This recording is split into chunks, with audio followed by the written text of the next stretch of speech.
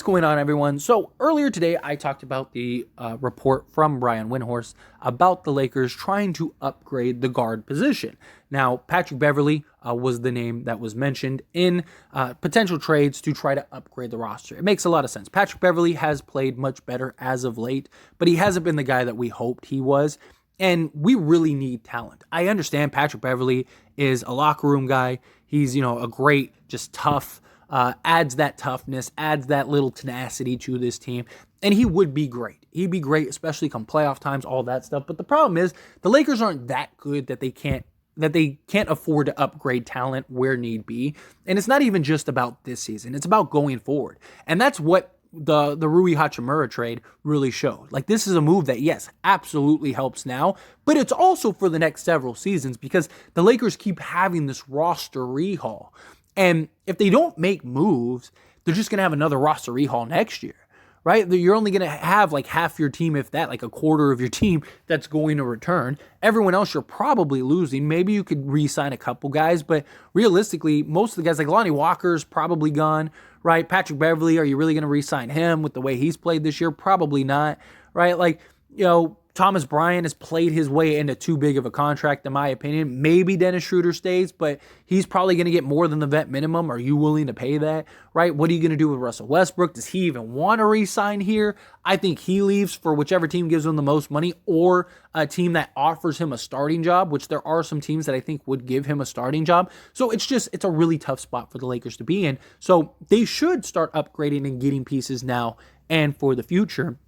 So I wouldn't be shocked if they end up trading Russell Westbrook, right? I don't think they're just going to trade him for the sake of trading him. But if they can find the right move and the right deal, then absolutely I think that could happen. But very likely the odd man out is Patrick Beverley. I would love Patrick Beverley to stay around. Problem is he's our only sizable contract that actually gets us a good player and upgrade. If he was making a vet minimum contract, keep him.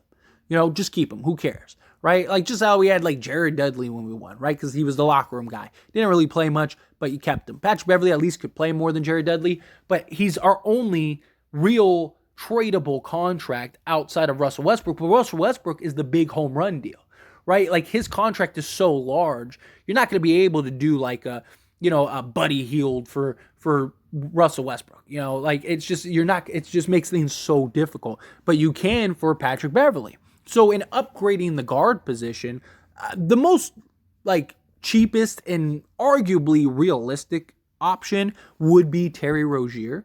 I think Terry Rozier isn't going to cost much, right? If anything, you could do just like a Lonnie Walker, Patrick Beverley swap, like no picks, no nothing. And there's a lot of reports that have came out that like teams, yes, they want Terry Rozier, but they want the Hornets to attach an asset to it because of his long-term salary. Well, if you're the Lakers, that long-term salary is fine for you, right? And I think Terry Rozier would be great. He's a guy that can attack and score at all three levels. He can play on the ball. He can play off the ball. He might be a perfect complement next to LeBron James. Could be your starting shooting guard. And then if you end up trading that and you get him, and let's say you don't give up any firsts, well, you still have Russ in the 2 firsts to maybe go make another trade. You could have Terry Rozier be your starting point guard and then Dennis Schroeder come in as your backup point guard, which he's probably better suited at and might actually make the Lakers better in that regard. And now you got Rui Hachimura, Terry Rozier.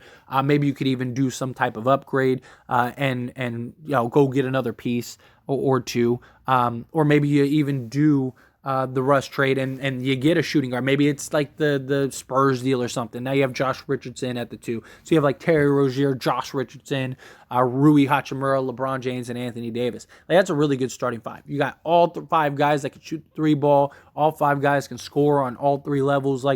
That's a good starting 5. Pretty solid defensively, all of those things, right? So that's definitely something that I could see happening. Terry Rozier, I think he would thrive in LA. He goes from being, the number 1, number 2 option to like the number 4, 3 option, which is much better. And he's a guy that, again, he can really take the scoring load and burden off of LeBron, off of AD. He can kind of operate as our like Kyrie light, right? I mean, he's nowhere near Kyrie. Kyrie is the next level, but he's a guy that can basically do a lot of the same things, just not to the elite level, which is fine.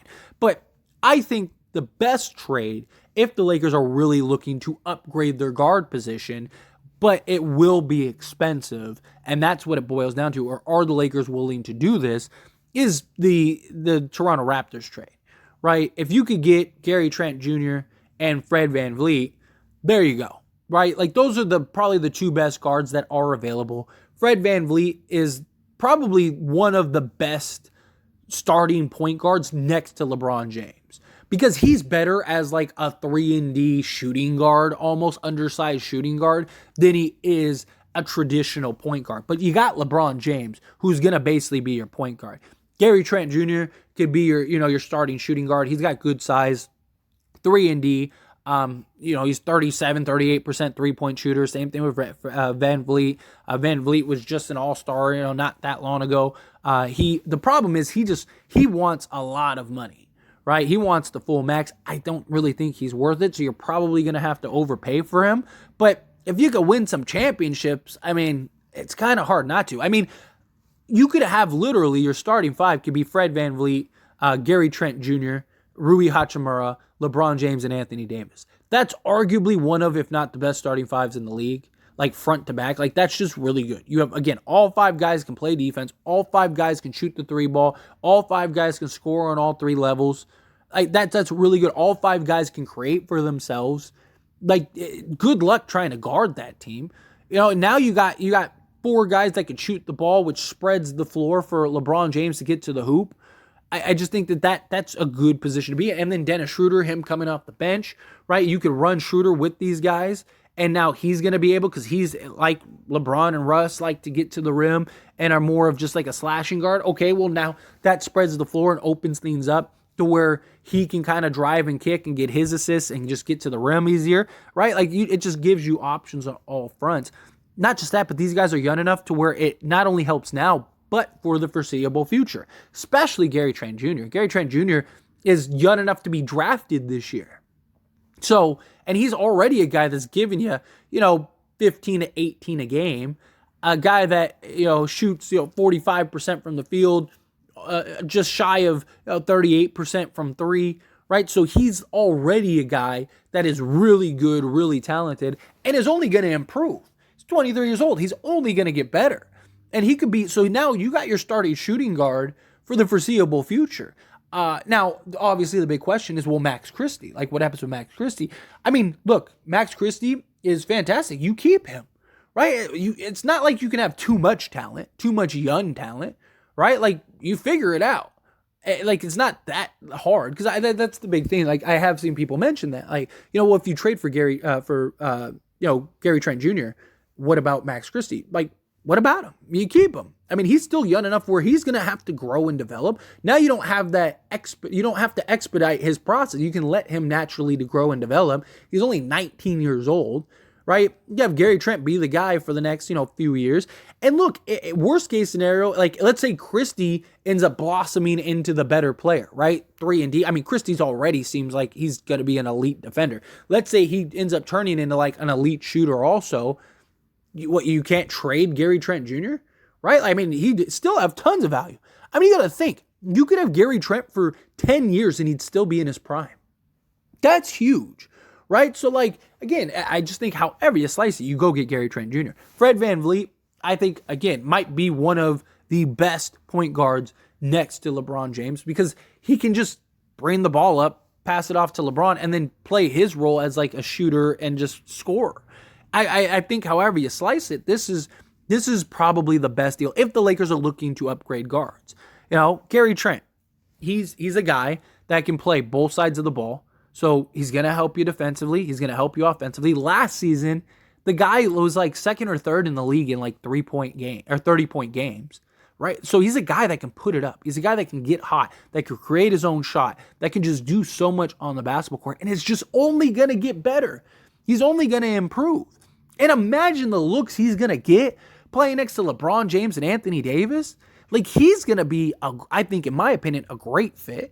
He does a lot of the same stuff that you want from, again, a Terry Rozier, a Kyrie Irving, all that stuff. Like, being able to get to the hoop, pull up and operate in the mid-range, knock down the three ball, play off the ball as a catch-and-shoot shooter. Like, all of those things are very valuable. He's got good size to him for a shooting guard. Hopefully they don't run him as the 3. I mean, you can in some scenarios, right? Some sets, sure, okay. But for the most part, like, he should be your starting shooting guard. You have Fred VanVleet as your starting point guard. And then you have, LeBron James is basically your point forward. He's the guy that's operating and really going to be handling most of the ball duties.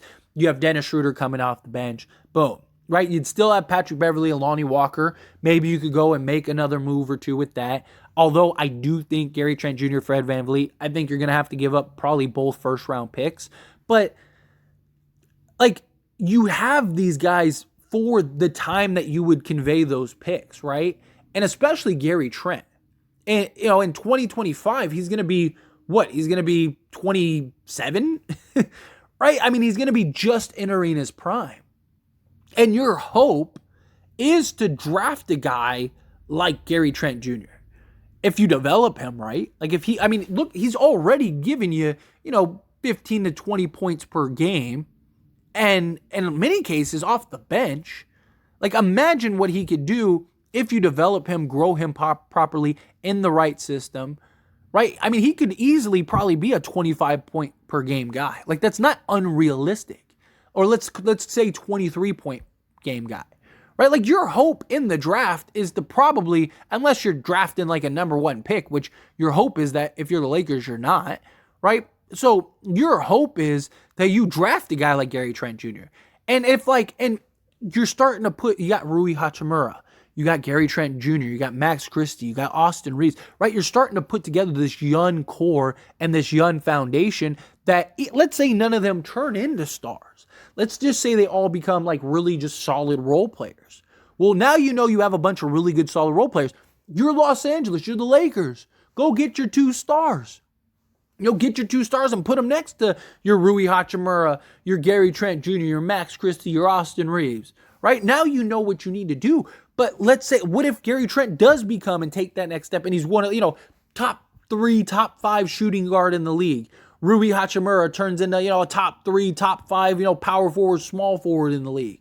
Austin Reeves, let's say Max Christie again, he turns into, the 3-and-D style point guard or shooting guard or whatever, right? Or you can kind of mold him into a point guard, right? Like, whatever you need to do. You figure it out. Like, if one of them or 2 of them take that leap and actually become that star that you're hoping for, then you're in a beautiful position. But you'll never know that unless you start building that foundation. So I think Gary Trent ideally is the best scenario. Problem is what's the cost, and would Toronto be willing to trade him to the Lakers? And then Fred VanVleet, again, I don't like the idea of paying him heavily, but you kind of take the good with the bad with this. I think if you get Fred and you get Gary Trent Jr. with Rui Hachimura, you still have Patrick Beverley and Lonnie Walker to go make another move, right? Like, I think you do that other move, you go all in, and I think you legitimately can become a contender. Fred is only 28 years old, so he's got at least a good 5, maybe 6 years left where he could be worth the contract. He'll at least, I mean, he's taken a regression, obviously. He's taken a step back. He hasn't been the guy that he was last season, where he was great, right? But this season, he's shooting 34% from 3. Can he get back to what he is for his career, which is 37, 38%? Right? He's going to get looks that he's never gotten playing next to LeBron James and Anthony Davis. He's not going to have the pressure that he has in Toronto. I mean, he's going to have like the championship aspirations and pressure in that regard, but like he's not going to have to handle and be like the guy and primary ball handler and all that stuff. He can kind of play off the ball. It's just going to be a very different role for him. My only thing is post LeBron James. Right? Because, again, he is perfect, and I mean a perfect type of point guard next to LeBron. Is he that type of point guard post LeBron? Like, it would be nice to kind of have your core locked up, right? Because you got Fred VanVleet, let's say you got him for the next 4 or 5 years. So you got your starting point guard, your starting shooting guard, and likely your small forward, power forward for the next, 4+ years. If you keep Anthony Davis, you keep Anthony Davis, right? So you basically got your core, the core of your team, you basically have locked up for the next 4+ years. That might not be a bad thing, right? Like, Would Toronto be a contender with a healthy Anthony Davis? Maybe. Would Toronto be a contender with a healthy Anthony Davis and LeBron James? Absolutely. They'd probably be the best team in the league. And yes, Toronto has OG. If you swapped OG and Siakam with LeBron and AD, how good is Toronto? Toronto's probably the best team in the league, right? Or one of them. So that's basically what you're getting, because these two guys are essentially the main core outside of Siakam and OG. So if you could get Fred VanVleet and you could get Gary Trent Jr., right? You add LeBron James, you add Anthony Davis, and you have Rui Hachimura, there's your starting five. That's probably the best starting five in the league, and you're hands down a contender, in my opinion, right?